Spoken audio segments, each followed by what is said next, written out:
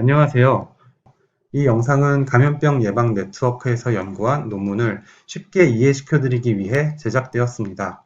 이번 영상에서는 2018 메르스 해외 재유입에 대한 주요 온라인 이슈 탐색, 토픽 모델링 분석과 감성 분석을 중심으로 라는 논문을 소개해드리도록 할게요.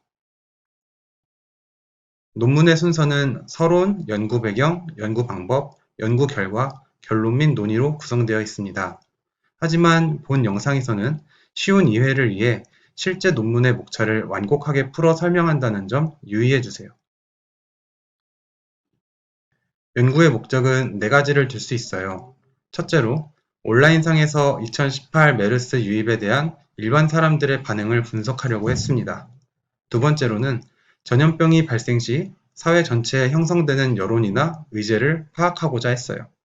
셋째, 과거 메르스에 대처한 방법들을 진단하거나 검토하고자 했고, 넷째는 앞으로도 발생할 수 있는 전염병 유입에 효과적인 대응책을 마련하기 위해 이 논문을 만들게 되었습니다. 대한민국은 전염병인 메르스에 큰 영향을 받았었습니다. 2015년 6월에 대한민국에 처음으로 메르스가 유입되었어요. 그 당시 한국의 정부나 의료계, 일반 국민들은 메르스에 대한 지식이 부족했기 때문에 대처가 미비했습니다. 이후 메르스 대처에 실패한 주요 원인으로는 첫째, 공항에서의 검역 실패, 둘째, 메르스 확진자에 대한 처방 및 관리의 미숙, 셋째, 정부의 미흡한 관리 및 대처와 국민과의 소통 실패, 넷째, 언론의 수동적인 보도 태도에 따른 사회적 차원의 불확실성과 불안 초래, 이렇게 네 가지가 해당되는 것으로 보고 있습니다. 대한민국 사회는 2015년 메르스 사태로 인해 사회 경제적으로 큰 타격을 입었죠. 하지만 정부와 국민들은 포기하지 않았고 오히려 메르스의 영향력과 그것이 주는 많은 교훈을 학습하였어요.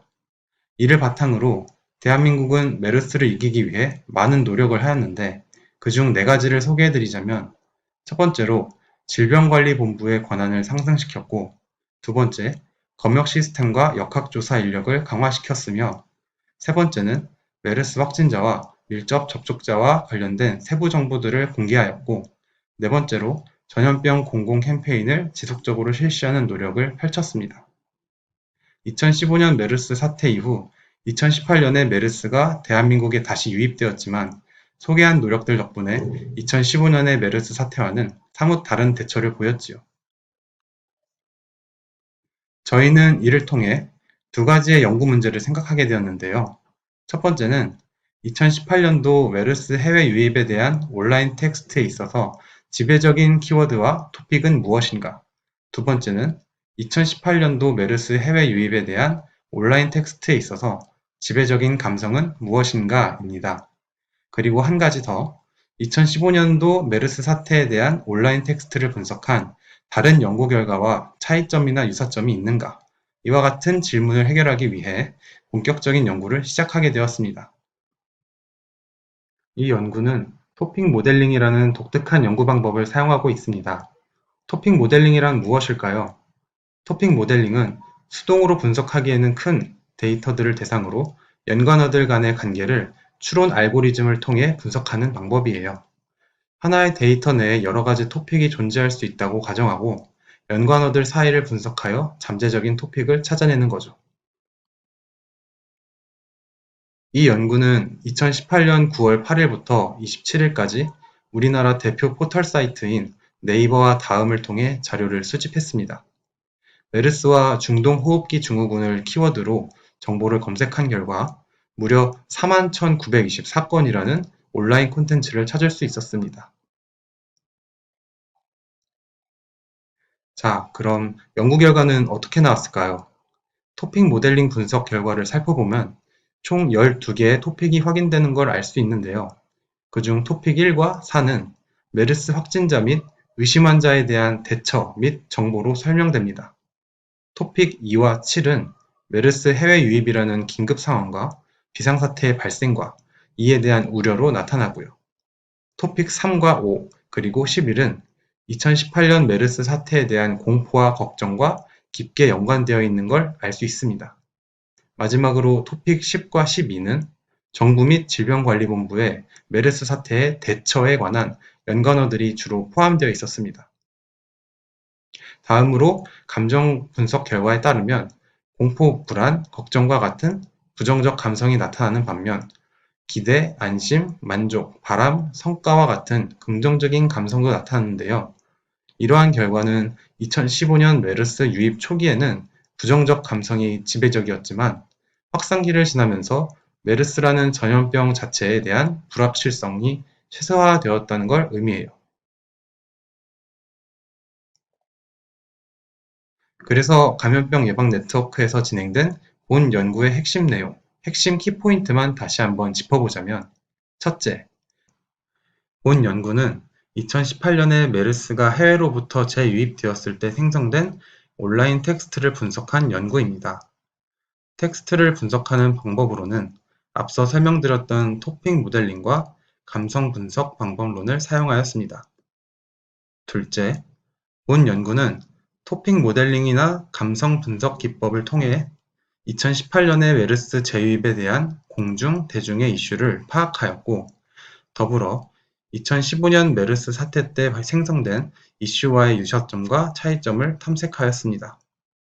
마지막으로 해당 연구의 조사는 2018년 9월 8일부터 3주간 진행되었고, 네이버와 다음 포탈에서 작성된 무려 4만 건 이상의 블로그, 뉴스 등의 텍스트를 조사 대상으로 하였습니다.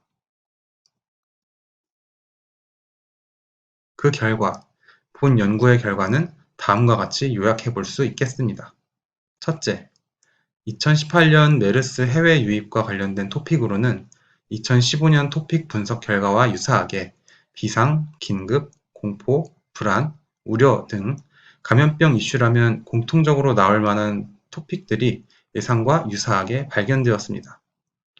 둘째, 2018년에는 2015년과는 달리 환자, 접촉자, 확산, 병원, 지역 연관어 등 보다 감염 경로에 대해 구체적으로 파악하려는 국민적 의식이 반영된 단어들과 토픽이 자주 등장했고, 손 씻기나 기침 예절과 같이 아주 기본적이고 기초적인 감염병 대처법과 관련된 연관어는 감소했다는 사실을 알 수 있었습니다. 마지막으로 2018년의 감성 분석이 2015년과 가장 큰 차이를 보인 것은 2018년에는 메르스 유입과 관련하여 기대와 같은 긍정적 연관어도 등장하였다는 사실입니다. 물론 2015년 때와 동일하게 2018년에도 메르스 유입 초기에는 부정적 감성이 지배적이었지만 2018년에는 긍정적인 감성 단어도 함께 발견되었습니다. 그 이유를 짐작해보자면 메르스라는 질병 자체에 대한 불확실성, 불안감이 이전보다는 감소했기 때문인 것으로 해석됩니다. 네, 지금까지 본 연구를 배경부터 결과까지 중요한 부분만 쉽게 전달해 드렸는데요. 본 연구의 발제를 마무리하며 우리는 우리가 살펴본 이 연구의 가치와 향후 연구 방향에 대해서도 함께 생각해 볼 수 있겠습니다. 본 연구처럼 이러한 온라인 텍스트 분석이 향후 정부나 관계부처 차원에서도 지속적으로 이루어진다면 우리는 메르스와 같은 또는 메르스 외에 최근 유행하고 있는 코로나 바이러스와 같은 국가 위기적 질병에 대한 공중, 대중의 이슈를 파악할 수 있습니다. 그리고 이러한 이슈를 파악하는 것은 국가 위기적 질병에 대한 대응책 마련과 실효성을 체크하고 보다 효율적인 대응 시스템을 구축하는 데 도움이 될 것입니다. 마지막으로 본 연구를 보다 발전시킬 수 있는 점을 살펴보겠습니다. 본 연구는 메르스 질병의 초기에 대한 분석만 이루어졌는데요. 향후에는 국가 질병 초기 단계뿐만 아니라 확산기, 나아가 종식기 등에 대한 분석도 함께 필요할 것으로 보았습니다. 이는 질병의 실질적인 대응책을 마련하는 데 있어서 매우 중요하니까요. 두 번째로, 온라인 텍스트의 종류도 보다 더 다양한 형태로 자료를 수집해서 분석할 필요가 있습니다. 예를 들어 질병관리본부의 보도자료나 댓글 등이 하나의 예시가 될 수 있겠죠. 블로그나 뉴스뿐만 아니라 이러한 온라인 텍스트도 함께 분석이 된다면 보다 심도 깊은 텍스트 분석 연구가 될 수 있을 것입니다. 또한 개개인에게 중요하게 받아들여지는 개인적 차원의 이슈를 해석해 볼 필요가 있습니다. 따라서 설문이나 개인을 직접 인터뷰에서 얻어지는 스몰 데이터도 함께 수집하여 분석해 볼 필요가 있겠습니다. 네, 이렇게 오늘은 2018년에 있었던 메르스 해외 재유입에 대한 주요 온라인 이슈 탐색을 토픽 모델링과 감성 분석이라는 연구 방법을 가지고 살펴보았습니다.